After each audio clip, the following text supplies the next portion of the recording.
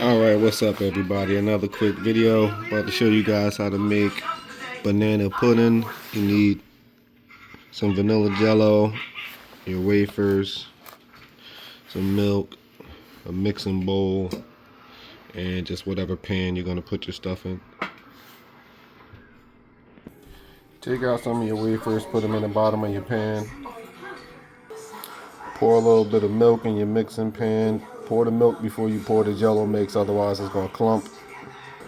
As for how much milk, I would say maybe 2 cups, maybe. But I would say don't pour it all in there all at once. Pour like, half of it in, and then pour maybe like a quarter of your jello mix and start stirring.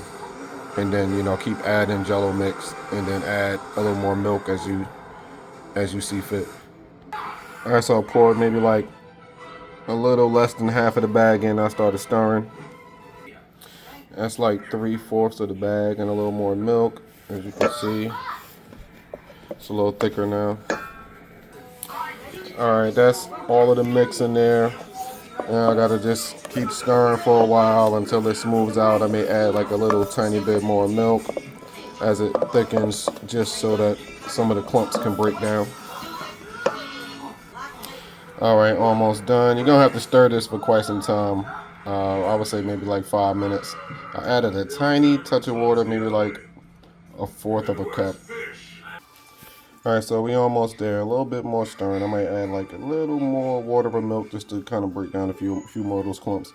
So, I'm American, so we don't really call this jello. We would call this pudding, but they call it jello on the box. Alright, so I got it. Got it kind of where I want it. I'll probably whip it for maybe like another minute, and then I'll start applying it.